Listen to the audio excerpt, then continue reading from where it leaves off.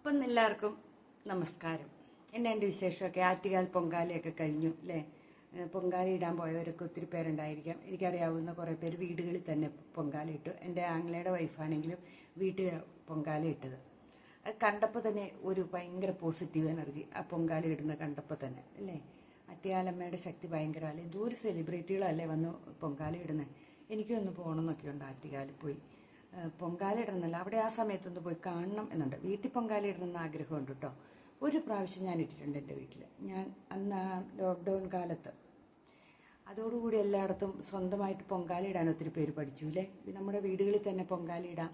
നല്ല കലം മേടിച്ചും ഇല്ലേ, മൺകലം മേടിച്ചും അടുപ്പൊക്കെ കൂട്ടിയും കൊതുമ്പും ഒക്കെ വെച്ച് ഇല്ലേ പൊങ്കാല ഇടുന്ന നിവേദ്യം ഉണ്ടാക്കി വെക്കാനൊക്കെ എല്ലാവരും നമുക്ക് ആ സമയത്തല്ലേ പഠിച്ചത്. അന്ന് ബലിയിടാനും വീട്ടിൽ ഞാൻ ബലിയിട്ടത് അന്ന് എനിക്ക് തോന്നുന്നു എൻ്റെ അച്ഛൻ്റെ അമ്മയുടെയും ബലിയിട്ടത് ഞാൻ എൻ്റെ വീട്ടിൽ ഇരുന്നാണ് ബലിയിട്ടത്. ഞാനും എൻ്റെ ഹസ്ബൻഡും കൂടെ. ഞങ്ങൾക്ക് രണ്ടുപേർക്കും ഇല്ല അച്ഛനും അമ്മയും. അപ്പം ഞങ്ങൾ രണ്ടുപേരും കൂടെ വീട്ടിൽ ഒരു യൂട്യൂബ് ചാനലിൽ കൂടെ നോക്കി അവിടുത്തെ ഈ ഒരാൾ പറയുന്നത് കേട്ട് ഞങ്ങൾ ബലി ഇട്ടത്. അങ്ങനെ ഒരു ഇത് വീട്ടിലിരുന്ന് ചെയ്യാമെന്നൊരു ചിന്ത ഇല്ലേ എല്ലാവരുടെ ഉള്ളിൽ വന്നു. ഇപ്പം എൻ്റെ നാത്തൂനാണെങ്കിൽ ആറ്റുകാൽ പൊങ്കാലയാണ് വീട്ടിലിട്ടത്. വീട്ടിൽ പ്രാർത്ഥിച്ച് നൊയമ്പൊക്കെ എടുത്ത് ഇങ്ങനെ വ്രതമോ ഇല്ലേ എടുത്ത് പൊങ്കാലയിട്ട്. അപ്പം അതൊരു പോസിറ്റീവ് എനർജി. അതൊക്കെ കാണുമ്പോൾ തന്നെ ഒരു ഐശ്വര്യമല്ല. വീടിനും പരിസരത്തിനും ഒക്കെ കാണുമ്പോൾ തന്നെ ഒരു എന്ത് രസമല്ലേ പൊങ്കാല. ഏറ്റവും വലിയൊരു സംഭവമല്ലേ ഈ പൊങ്കാല അല്ലേ.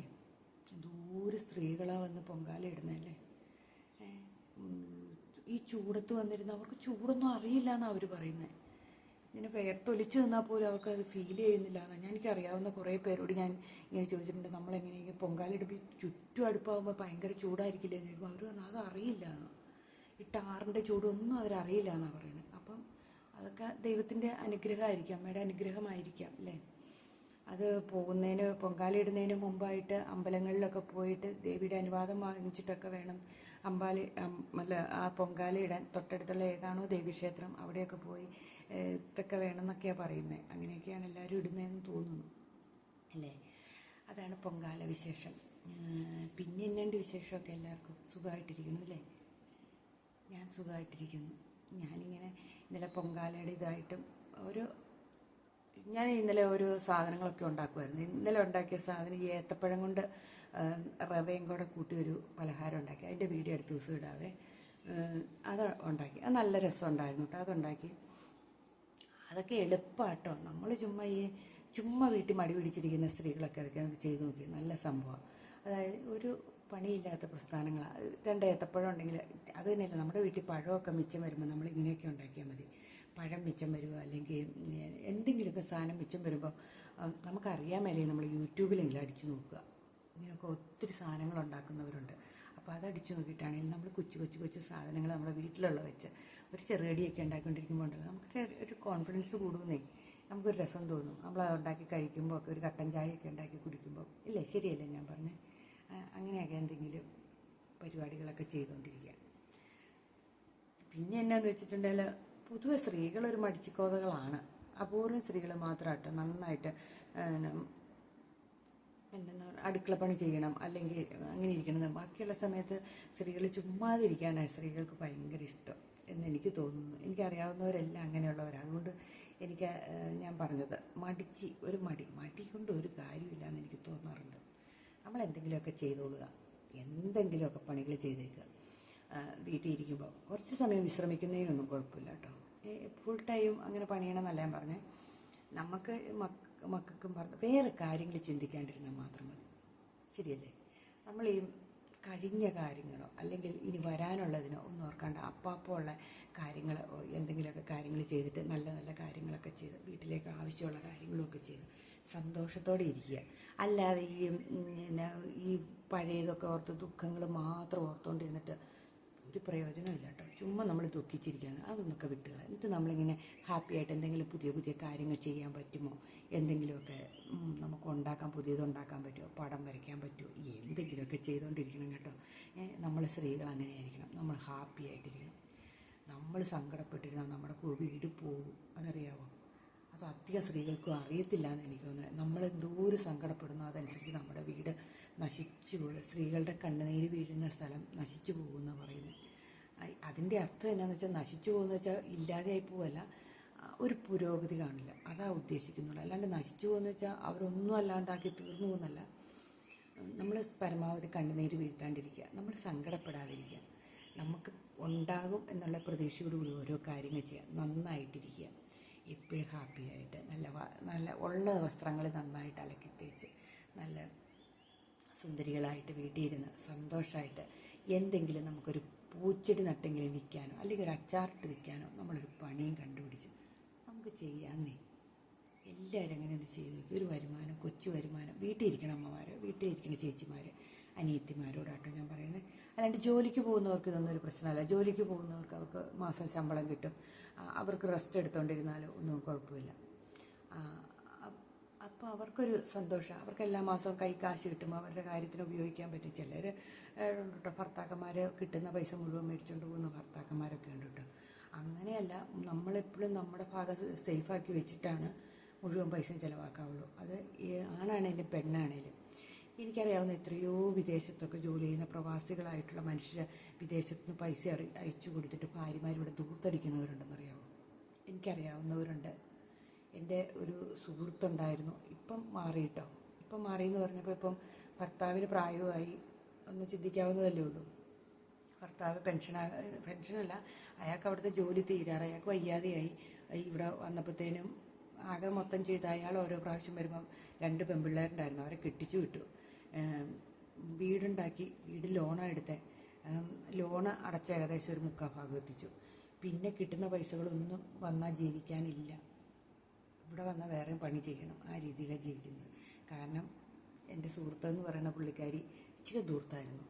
ഇച്ചിരി ദൂർത്തെന്ന് വെച്ചിട്ടുണ്ടെങ്കിൽ ഭയങ്കര ആഡംബരം, വണ്ടികൾ മേടിക്കുക പല സൈസ്, പിന്നെ അതെല്ലാം EMI ആയിട്ട് മേടിക്കുമായിരുന്നു. അതൊരു പ്രകാരത്തിൽ നിർത്തി കഴിഞ്ഞപ്പോൾ വസ്ത്രങ്ങൾ ഭയങ്കര വിലയിലെ ഡ്രസ്സുകളൊക്കെ വീട്ടിൽ കൂടെയൊക്കെ നടക്കണം. അങ്ങനെയാണ്. എന്നിട്ട് സ്വയം പറഞ്ഞുകൊണ്ടേ നടക്കും, എടി എങ്ങനെ കുറയ്ക്കാൻ പറ്റും, എങ്ങനെ കുറയ്ക്കാൻ പറ്റും, എങ്ങനെ ചിലവ് ചുരുക്കാൻ പറ്റും എന്നൊക്കെ. അവസാനം ഇപ്പം എന്നാ പറയണേ, വസ്ത്രം മേടിയിലൊക്കെ ഒന്ന് നിർത്തിയിട്ടുണ്ട്. അത് പറയും, അതിനൊരു മടിയൊന്നുമില്ല കേട്ടോ. അങ്ങനെ നമ്മളോർക്കും ഞാനീ പൊങ്ങച്ചം കാണിക്കുക എന്ന് പറയാൻ മടിക്കുമെന്ന് പറയില്ല. ഇതങ്ങനത്തെ മടിയൊന്നുമില്ല. ഇത് ആരോട് വേണേലും പറയാം, എനിക്ക് ഇച്ചിരി കാശ് ചിലവ് കൂടുതലായിരുന്നു എന്നൊക്കെ. പക്ഷേ ഭർത്താവ് പുള്ളിയൊന്നും പറയാറുമില്ല, കാരണം തന്നെയാണല്ലോ ജീവിക്കണേ എന്നോർത്തോണ്ടൊന്നും പറയാറുമില്ലായിരുന്നു. ഈയിടെയായപ്പം പുള്ളിക്കും ഇച്ചിരി വിഷമം കയറി തുടങ്ങി. കാരണം എന്താണെന്ന് വെച്ചാൽ ഇനി ഇങ്ങോട്ട് വന്നിട്ടുണ്ടെങ്കിൽ അവർക്ക് ജീവിക്കാൻ ഒന്നുമില്ല. ഇനി വന്നാൽ പുള്ളി പിന്നെയും പണിക്ക് പോകണം, ആ അവസ്ഥയിലാണ്. അപ്പം നിയന്ത്രിക്കാൻ പറഞ്ഞു എന്ന് പറയണ കേട്ടു. കഴിഞ്ഞ ദിവസം കുറച്ച് നാൾ മുമ്പ് വിളിച്ചപ്പോൾ പറഞ്ഞു, എടി ഒന്നുമില്ലാന്ന്. അപ്പം ഒത്തിരി പ്രവാസികൾക്ക് പറ്റുന്ന കുഴപ്പമായത്, പ്രവാസികളായ പുരുഷന്മാരാണെങ്കിലും സ്ത്രീകളാണെങ്കിലും അവർക്ക് ജീവിക്കാനുള്ള ഒരു സമ്പാദ്യം അവരുടെ കയ്യിൽ എപ്പോഴും കാണണം കേട്ടോ. അല്ലാണ്ട് എല്ലാം വീട്ടിലേക്ക് കൊടുത്തിട്ട് നന്നാക്കാമെന്ന് വിചാരിച്ചാൽ മിച്ചം ഒന്നും കാണില്ല. നമ്മൾ ജോലിയൊക്കെ കഴിഞ്ഞ് തിരിച്ചു വന്നു കഴിയുമ്പോൾ, നമ്മുടെ ജോലിയൊക്കെ പോയി കഴിഞ്ഞിട്ട് വരുമ്പോൾ നമുക്കൊരു സമ്പാദ്യം ഇല്ലാണ്ടിരുന്നാൽ നമ്മൾ പിന്നെയും പണിക്ക് പോകേണ്ടി ഇവിടെ. അത്രയും വരുമാനം നമുക്ക് കിട്ടുമോ? അപ്പം നമ്മളെപ്പോഴും എത്ര രൂപയാണോ കിട്ടുന്നത് അതിൽ ഒരു പെർസെൻറ്റേജെങ്കിലും നമുക്ക് വേണ്ടി മാറ്റിവെക്കാൻ, തുടക്കത്തിലേ തന്നെ മാറ്റിവെക്കാൻ നമ്മൾ ശ്രമിക്കണം. അതൊരു സമ്പാദ്യമായിട്ട് നമ്മുടെ കയ്യിലുണ്ടായിരിക്കണം. ശരിയല്ലേ? ഒത്തിരി പേർക്ക് പറ്റുന്ന. പിന്നെ ഭാര്യമാർ ഒത്തിരി പേര് തൂർത്തടിക്കുന്നവരുണ്ട് കേട്ടോ. അതിനൊരു നിയന്ത്രണം വെക്കുന്നത് നല്ലതാണ്. കാരണം അവർക്കറിയാം, ഈ നമ്മൾ കഴിഞ്ഞ ദിവസം തിരുവനന്തപുരത്ത് വെഞ്ഞാറമ്മൂട് കൂട്ടക്കൊല നടത്തിയ ആർഭാടം കാണിക്കുമല്ലേ ഇത്. നമ്മളൊന്നും നോക്കുക. അപ്പം ഇങ്ങനെ ഒത്തിരി ആർഭാടത്തിന്, ഒത്തിരി കടത്തിലേക്കൊക്കെ സ്ത്രീകൾ പ്രത്യേകിച്ചും ഇറങ്ങി പുറപ്പെടാണ്ടിരിക്കുക. സ്ത്രീകൾ ലോൺ എടുക്കുന്നതും സ്ത്രീകൾ മറ്റുള്ളവരിൽ നിന്ന് പൈസ മേടിക്കുന്ന സ്വഭാവങ്ങളും ഒരു പരിധി വരെ നിർത്തിവെക്കുന്നത് നല്ലതാണ്. ആണുങ്ങൾ മേടിച്ച് പെട്ടുപോകാറുണ്ട്, അത് വേറെ കാര്യം. അത് സ്ത്രീകളും പെടാറുണ്ട്. ആ ഭർത്താവിൻ്റെ കൂട്ടുകൂടി ഭാര്യയും പെട്ടുപോകാറുണ്ട്. പക്ഷേ അതുപോലെയല്ല, ഈ പെണ്ണുങ്ങൾക്ക് പൈസ മേടിച്ച് കഴിഞ്ഞിട്ടുണ്ടെങ്കിൽ അത് പിന്നെ ഒത്തിരി വേറെ ലെവലിലേക്കായി പോകുന്നത്.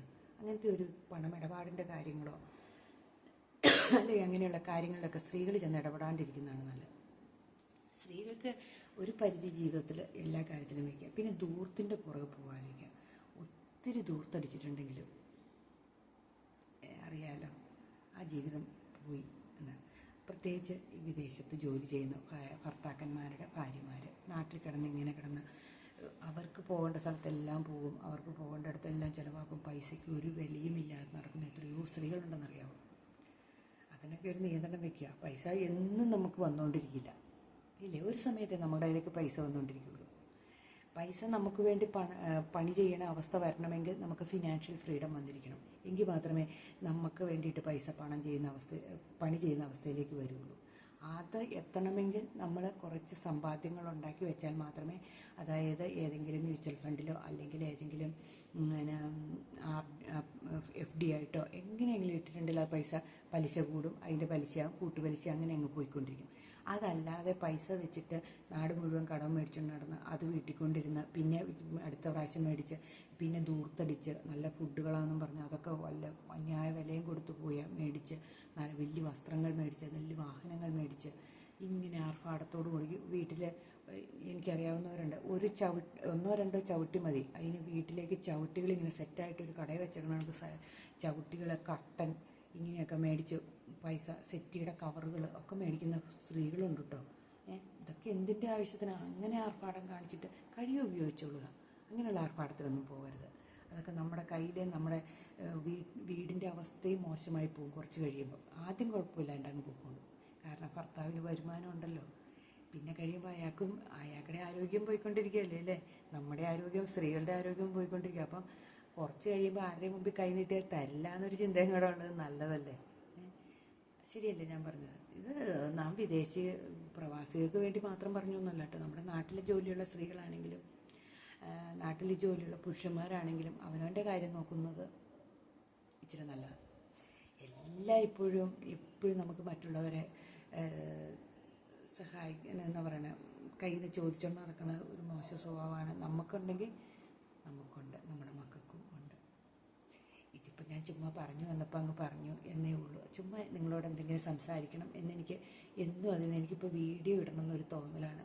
ഒരു 10 മണിയായി കഴിഞ്ഞിട്ടുണ്ടെങ്കിൽ എനിക്ക് എന്തെങ്കിലും നിങ്ങളോടൊക്കെ സംസാരിക്കണം എനിക്ക് ഭയങ്കര ഇഷ്ടമാണ്.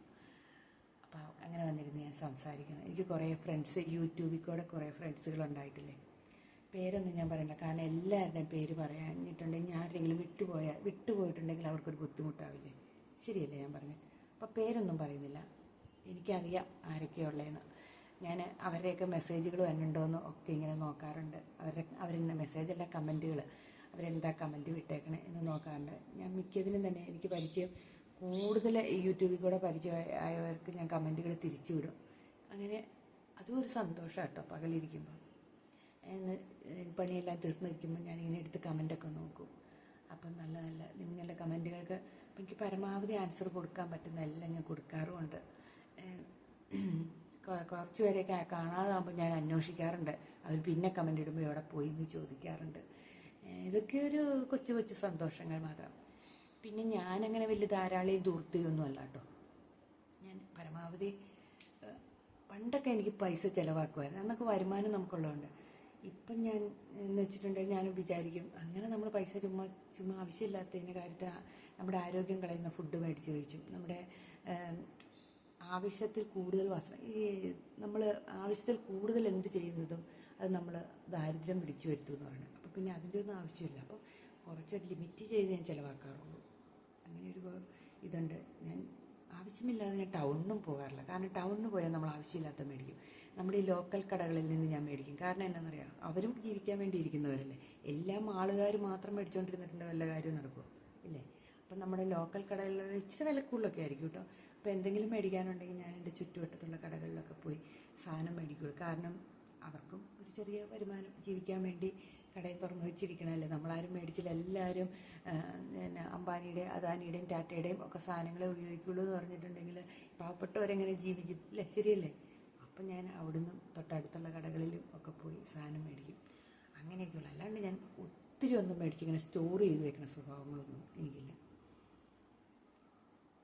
ആവശ്യത്തിന് സാധനങ്ങൾ, അതായത് ഒരു മാസത്തേന് ഒരു മാസത്തേന് മേടിച്ച് വെക്കുന്ന അപൂർവ അരിയൊക്കെ ആണെങ്കിൽ അരിയുള്ളൂ. പിന്നെ അരി എനിക്കുണ്ട്, പച്ചരി അല്ലെങ്കിൽ എന്തെങ്കിലും അങ്ങനെയൊക്കെ സാധനം തീർന്നു പോയാൽ മാത്രമേ ഞാൻ ഒരു മാസത്തേനൊക്കെ മേടിക്കാറുള്ളൂ. അല്ലെങ്കിൽ ഞാൻ സാധനങ്ങൾ കുറച്ചേ മേടിച്ച് വയ്ക്കുള്ളൂ, തീരുമ്പോൾ മേടിക്കാൻ പാകത്തിന്.